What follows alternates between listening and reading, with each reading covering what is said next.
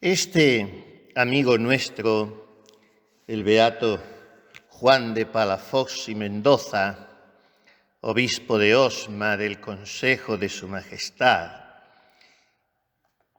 nos ha proporcionado informaciones muy interesantes porque aparte de explicarnos un buen puñado y muy hermoso de las cartas de nuestra Santa Madre, pues nos transmite una serie de avisos de ella, algunos en vida y otros después de muerta, para sus hijas e hijos, sobre todo para el padre provincial, o sea, para el padre Gracián.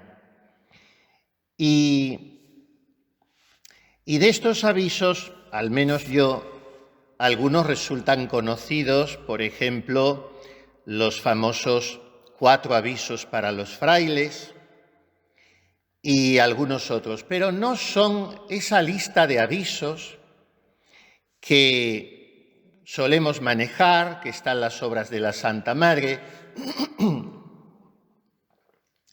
entre muchos, siempre hablar poco, no porfiar, etcétera. Esas son 3 o 4 docenas de avisos que dicen los estudiosos que parece que ella tomaba de los jesuitas con los que se dirigió, ya sabemos, al principio de su conversión en Ávila. Pero estos avisos que trae Palafox no son esos que vienen en las obras, sino son otros. Y ya digo, a mí me han sorprendido. Y tengo que dejar la mayoría en el tintero, porque son muchos. Y Palafox se extiende largamente en comentarlos. Pero quisiera detenerme un poco, aunque tengamos que comentarlos muy brevemente, pero bastaría enunciarlos para nuestro provecho espiritual, en los últimos de todos, que titula Palafox otros 6 documentos y avisos que Santa Teresa dio a una hija suya y a otro prelado de la Reforma después de muerta. Ese prelado de la Reforma es el padre Gracián de la Madre de Dios.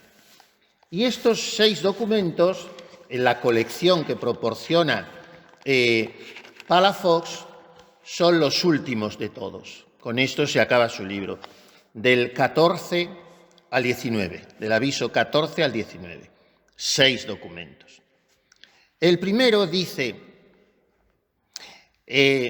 tampoco sabemos a punto fijo cuál es esta hija suya, porque hay otros que se dice explícitamente que son avisos que después de muerta, comunicándose a ella, dio la Santa Madre a la venerable Catalina de Jesús Godínez de Beas, una de las 2 hermanas fundadoras tan queridas por nuestro padre San Juan de la Cruz.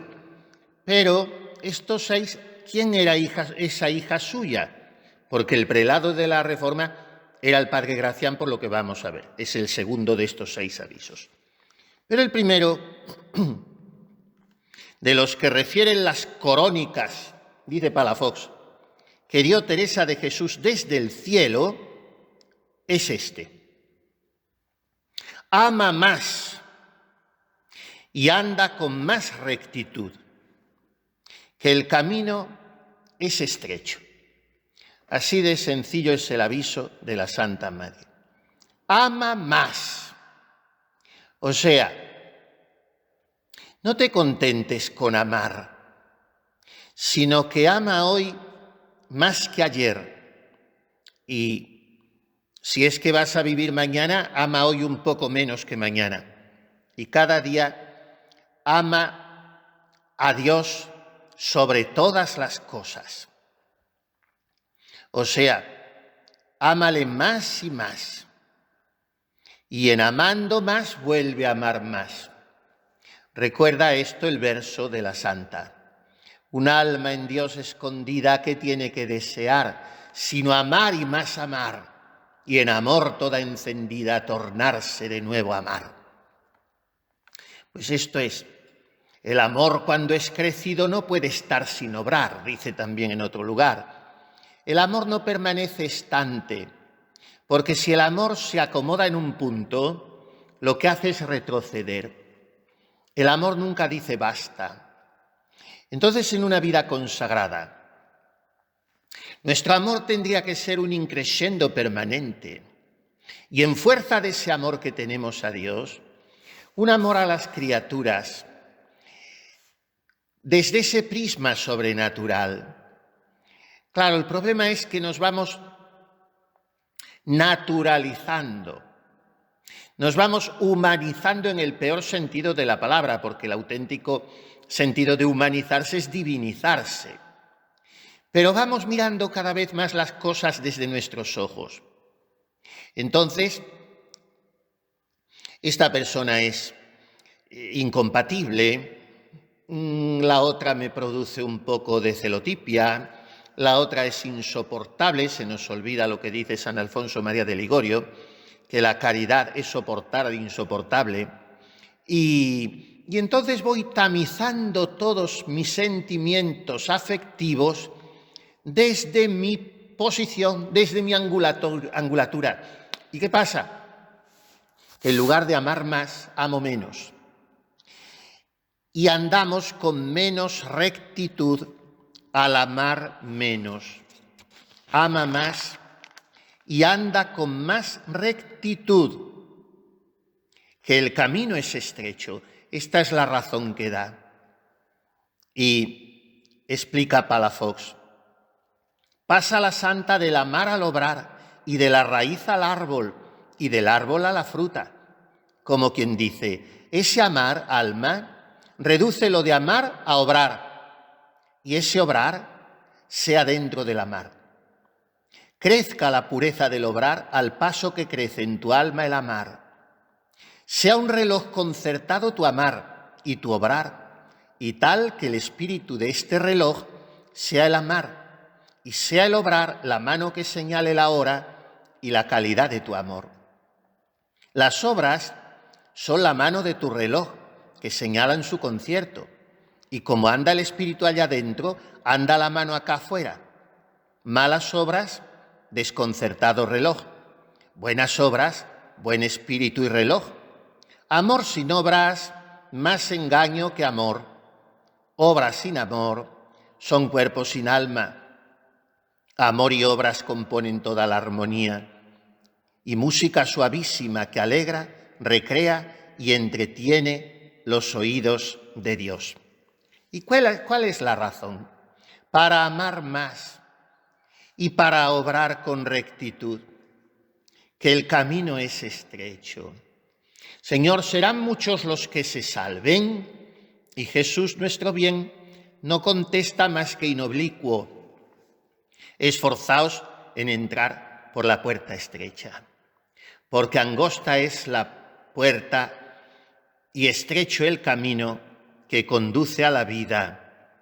Y como el camino es estrecho y dificultoso y lleno de asperezas, no puede andarse sino con la fuerza del amar y de obrar. Ese es el primer aviso. El segundo, ese sí me ha sonado mucho, porque me impresionó cuando lo leí por primera vez en la deliciosa autobiografía de ese hombre tan grande, a quien debemos querer tanto, no solo porque lo quiso nuestra Santa Madre, sino porque era un hombre absolutamente lleno de Dios y muy enamorado de la Virgen, que entró por ella en su orden y tomó su nombre, Fray Jerónimo Gracián de la Madre de Dios. Pues en la peregrinación de Anastasio, que habrán leído varias veces, que es una novela apasionante, porque lo que ese hombre pasó hubiera llenado muchos más libros, ahora me han regalado a mí uno de los tomos de la Biblioteca Monte Carmelo de Burgos, y he estado viendo algunas, casi ojeándolas todas, pero profundizando en ninguna, a ver si el Señor me da vida y licencia, de las obras del Padre Gracián, lo que escribió ese hombre y sobre todo, y cosas catequéticas muy sencillas, y cosas de devoción para las monjas y los frailes, en fin. Pues en la peregrinación de Anastasio cuenta que una vez que se fue la Santa Madre al cielo, no tuvo de ella él revelación más que un par de veces. Quiero recordar, o acaso fue esta sola, pero quiero recordar que fueron un par de veces, y en una no fue más que verla así, y en la otra ella le dijo este aviso, que aquí no explica Palafox, que es al padre Gracián, pero yo lo he reconocido porque lo recordaba, como digo, de la peregrinación de Anastasio. Los del cielo y los de la tierra seamos una misma cosa en pureza y en amor. Los del cielo gozando, los de la tierra padeciendo. Nosotros adorando la esencia divina, vosotros el Santísimo Sacramento. Y di esto a mis hijas. Así terminaba la Santa Madre en aquel fogonazo que en la oración tuvo Gracián de ella. Y es interesantísimo este aviso y de una hondura teológica asombrosa, porque está diciendo la Santa Madre una verdad de fe, que nuestra relación con Dios en el estado de viadores en esta tierra a través de la fe no difiere de la que tienen los bienaventurados por medio de la visión beatífica, más que en grado, pero en esencia es la misma. Yo poseo a Dios ya por la vida de gracia. Lo mismo que la Santa Madre le posee, sino que ella le ve y yo no. Pero yo debo ser una misma cosa con los bienaventurados en pureza y en amor. Atención a lo de la pureza. En el cielo no entra nada manchado. En el cielo no entra un alma que tenga adheridas cosas que no sean Dios. Esas adherencias, esos, permítasenos la expresión tan coloquial, esos pegotes, tiene que desprenderse de ellos el alma. Para eso está el purgatorio. ¿Qué significa eso? Purificatorio.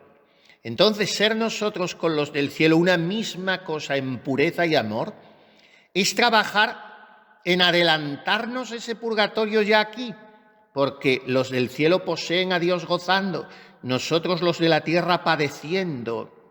Y dice la Santa Madre, nosotros adorando la esencia divina, vosotros el Santísimo Sacramento, donde está la mismísima esencia divina. ¿Cómo adoramos? ¿Cómo comulgamos a Jesús sacramentado? Somos conscientes cada mañana de que se nos entra por las puertas del cuerpo y del alma, no solo el cuerpo y la sangre y el alma de Cristo, Cristo hombre, perfecto hombre, con su cuerpo y su sangre y su alma humana, pero además su divinidad. Y la divinidad de Cristo es común e indisoluble con la del Padre y el Espíritu Santo, porque no es más que un Dios, un solo Dios verdadero. Entonces, al comulgar a Cristo, me abraza toda la Santísima Trinidad y se me perfuma el alma toda de Dios y se me empapa de divinidad. Y esto es lo mismo que estar en el cielo ante la esencia divina. Esos 10-15 minutos que permanecen en mí las especies sacramentales, estoy talmente en el cielo. ¿Cómo es mi acción de gracias? ¿Cómo es mi misa como preparación a la comunión? En la misa cuanto menos se vea, mejor. Es que no vemos, si es lo mejor, para lo que hay que ver. Cuanto menos se vea, mejor. En la misa se está de rodillas con los ojos cerrados, adorando al Señor sin fijarse en el celebrante que la dice. Y ahora es un martilleo de palabra porque cuando la misa es en silencio toda, pues te ayuda más. Pero en fin, de rodillas, adorando y preparándome a comulgar y estando en el Calvario y reparando con María Santísima, con la Magdalena, con San Juan, recibiendo la sangre de Cristo y siendo consciente de que estoy en el cielo. Dijo Juan Pablo II en su última encíclica Ecclesia de Eucaristia, la misa es una ventana del cielo que se abre sobre la tierra. Y entonces se descuelga del paraíso esa mística escala de Jacob por donde Dios desciende hasta nosotros y nosotros somos transportados al cielo. Pues nosotros, dice la Santa Madre, adorando la esencia divina. Vosotros, el Santísimo Sacramento. Y di esto a mis hijas. Y es lo que estamos haciendo, decirlo a sus hijas, porque Gracián lo dijo. Tercer aviso, muy interesante, como todos. El demonio es tan soberbio que pretende entrar por las puertas que entra Dios, que son las comuniones y confesiones y oración, y poner ponzoña en lo que es medicina. 3 avisos. Vamos a dejar todo lo que explica Palafox de la soberbia del demonio, porque a estas 2 renglones o 3 renglones dedica Palafox 2, 4, 5 páginas a 3 renglones, 5 páginas de explicación. Yo naturalmente voy a pasar como gato sobre ascuas porque quiero que terminemos todos estos avisos y porque después pueden leerlo cada una. Entonces, en 3 cosas santísimas se mete el demonio para convertir la medicina en veneno, en ponzoña. Primero, las comuniones.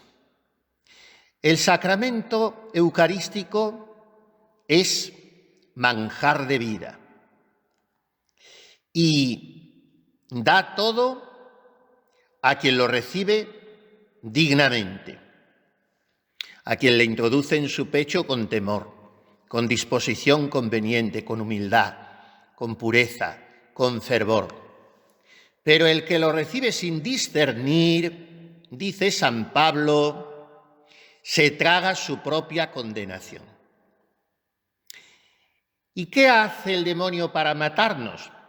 Ya que no puede poner veneno en el sacramento, lo pone en la recepción del sacramento, en la disposición del que lo recibe.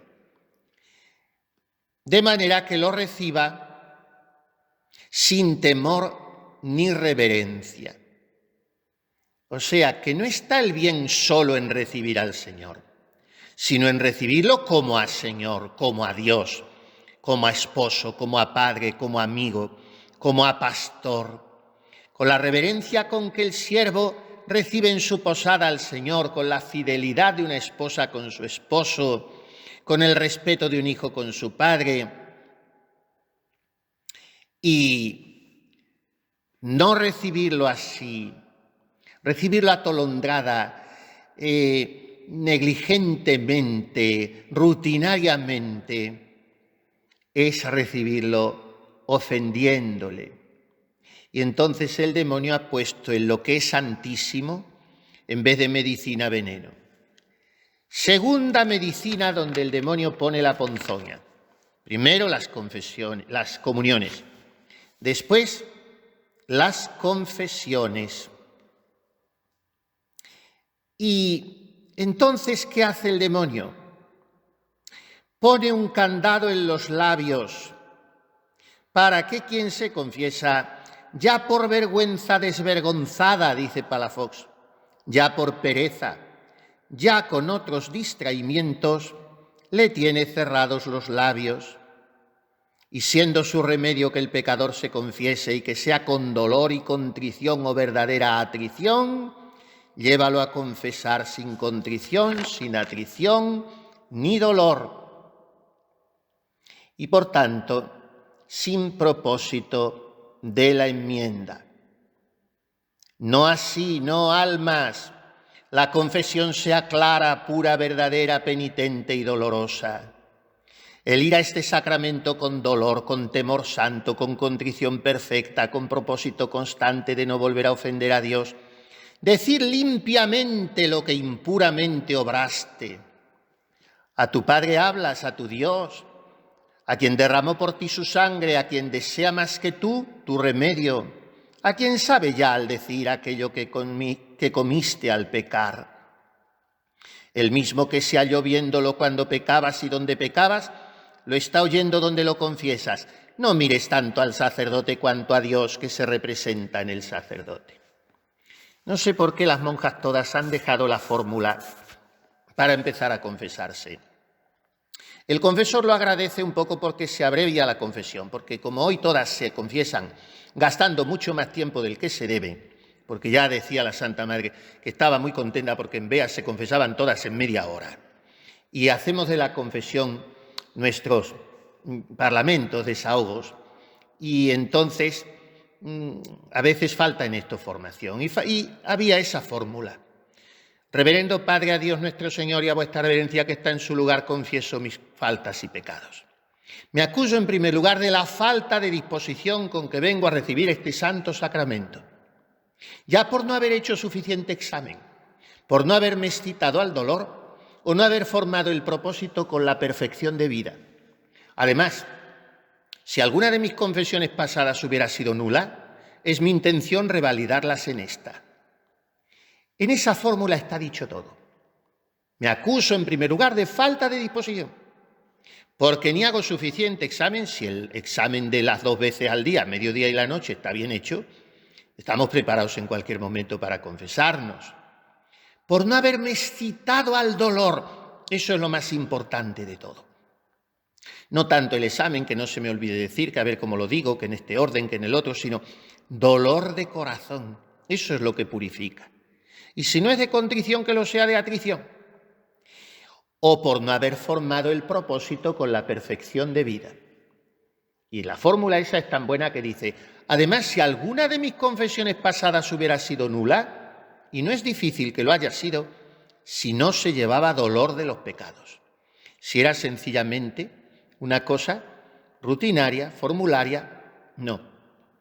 La confesión ceñida, concreta, diciendo las faltas en lo posible, sin que sea una matemática milimétrica, pero en fin, en lo posible, en género, número y especie. Yo suelo decir, se acusa a una persona, padre, he faltado a la caridad. Eso me vale lo mismo para haber tenido un pensamiento leve contra un prójimo que para haber matado a 50 personas. Es lo mismo. En ambos casos he faltado a la caridad. Y he faltado al silencio, pues que no he cultivado suficientemente un día el silencio interior, o que llevo desde la última confesión hablando por todas las esquinas a toda hora. Me vale lo mismo. Entonces hay que especificar y sobre todo llevar mucho dolor. Porque si no hago bien la confesión, me privo de muchísimas gracias, sobre todo de la alegría, de la liberación del pecado, que la experimentaré tanto más vivamente cuanto más intensa hubiera sido la opresión que ese pecado me producía por estar lejos de Dios, aunque sea un solo pecado venial. Entonces, en lo que es santo, el demonio pone la ponzoña en las comuniones, en las confesiones y en la oración. Y puede poner de muchas maneras la ponzoña, dice Palafox, convidando en la oración con deseos de la propia excelencia, porque solo el orar es dignidad. Puede poner la ponzoña con turbar el demonio la imaginación del que ora y ponerle en ella y en la fantasía ilusiones, engaños y disparates. Y si el alma se deja gobernar de la imaginación y no apela de la imaginación a la humildad y sinceridad del corazón y al consejo del prudente confesor, ya come el alma ponzoña. Y puede poner el demonio sequedades, tentaciones, torpezas y otros 1000 modos de tentar al orador para retraerlo y apartarlo de aquel soberano y utilísimo ejercicio. Y si el alma no resiste y persevera, antes se acobarda y se retira, ya el demonio la va destruyendo con la ponzoña que la puso en la oración. Entonces, estas son las 3 ponzoñas, luego Palafox da unos breves remedios, pero vamos al siguiente aviso. Ya es el 17, que es el cuarto de estos 6. Cualquiera cosa grave que se haya de determinar, pase primero por la oración. ¿Por qué? Porque la oración tiene muchas cosas buenas. 5, dice Palafox. Primero, que es la luz que Dios da al alma para acertar. Lo segundo, que el alma se está humillando antes de tomar una resolución. Lo tercero, que el que va a la oración está purificando su intención. Solamente va movido por deseo de agradar a Dios.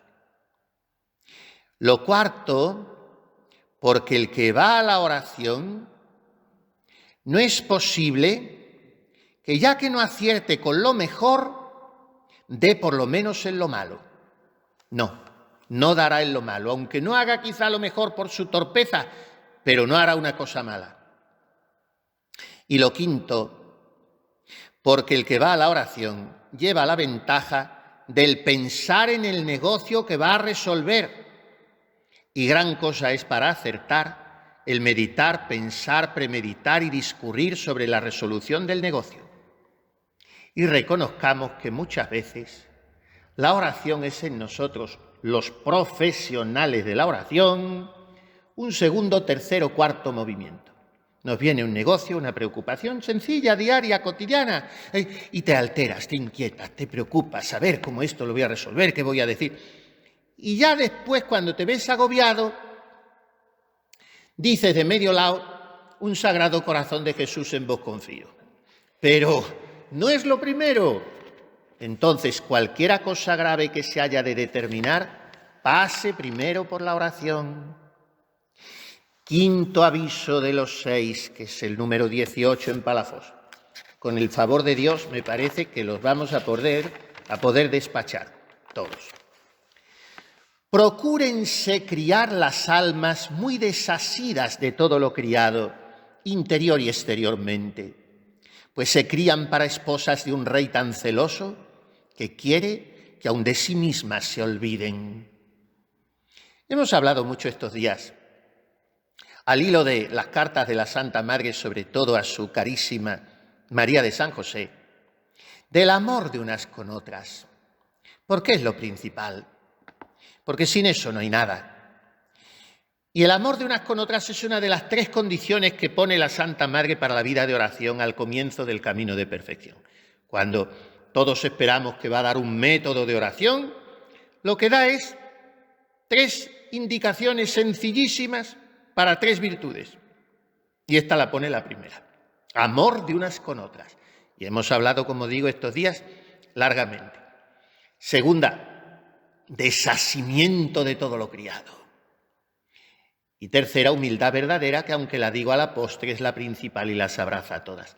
Pues aquí está la Santa Madre insistiendo en este desasimiento de todo lo criado, en aquellas que se crían para esposas de un rey tan celoso que quiere que aun de sí mismas se olviden. También está muy largo aquí Palafox en comentar estas 4 líneas, también le dedica 5 páginas, o sí, casi 5, y está muy largo. No nos detenemos, pero meditemos hoy un poco en esto, que viene desde los primeros capítulos del Antiguo Testamento. Nuestro Dios es un Dios celoso. Y comenta nuestro amigo Palafox, porque no hay amor de propiedad tan delicado y delgado del alma a las criaturas que no le embarace a Dios. Y en siendo amor con gusto de amar a la criatura, todo se lo quita a Dios. Porque dice su divina majestad que cuanto el alma ocupa de amor ajeno, tanto le quita al divino. Y como Dios la quiere a ella sin limitación alguna, quiere que ella ame a Dios sin limitación. Y que pues Dios la quiso hasta negarse a su misma vida, dándola por ella en una cruz, se niegue ella por Dios, como dice la Santa, hasta negarse a su misma vida. Y como Dios la quiso más que al vivir, le quiere a ella más que al vivir. Y si otra cosa quiere con Dios y tiene con Dios en el corazón, en no viviendo con Dios y por Dios y para Dios, ya está Dagón en un templo con Dios. Bien, no me alargo porque luego trae una copla muy bonita, no sé, le gustaría a él, y la mete aquí para terminar y nos viene bien en víspera de Navidad. Las 12 son de la noche, niño Dios, y no dormís. Si es amor, ay Dios, qué dicha. Si son celos, ay de mí. Lo trae, claro, a colación de que es un Dios celoso. Pues que no tengamos esta Navidad al niño sin dormir, por celos de nosotros. Último aviso, y lo despacho en un minuto. Procuren ser los religiosos muy amigos de pobreza y alegría. Y mientras durare esto, durará el espíritu que llevan. Pobreza y alegría. O sea, pobreza alegre, porque si no es alegre, no es pobreza. Recordemos en Toledo cuando entró la Santa Madre y hallé las mustias, dijo, hallé las mustias a las monjas que antes tenían que pedir la sartén a la vecina para freír las sardinas y ahora ya tenían una sartén. Y dijélas qué habían. Y le contestaron, ¿qué hemos de haber, madre? Sino que ya no parece que somos pobres. Estaban mustias por no ser pobres. Entonces, la primera pobreza nuestra, de deseos y afectos, y esa debe acompañar a la pobreza de alhajas. Y esto trae consigo alegría. Hasta aquí, para consuelo de los padres que me lo han pedido, he escrito lo que se me ha ofrecido a la consideración entre la mucha ocupación del ministerio que sirvo. Y tan aprisa que ha obrado al escribirlo mi pluma, sicut calamus velociter scribentis, como la pluma del que escribe deprisa, Salmo 44. Así termina Palafox estos comentarios preciosos, pero todavía nos falta comentar lo que creo que puede ser un colofón muy bonito para estos días, la plática de la Santa Madre a sus hijas en Valladolid. Esta mañana, con estos 6 avisos, tenemos bastante. Que el Espíritu Santo y la Inmaculada nos ayuden a meditarlos y a vivirlos.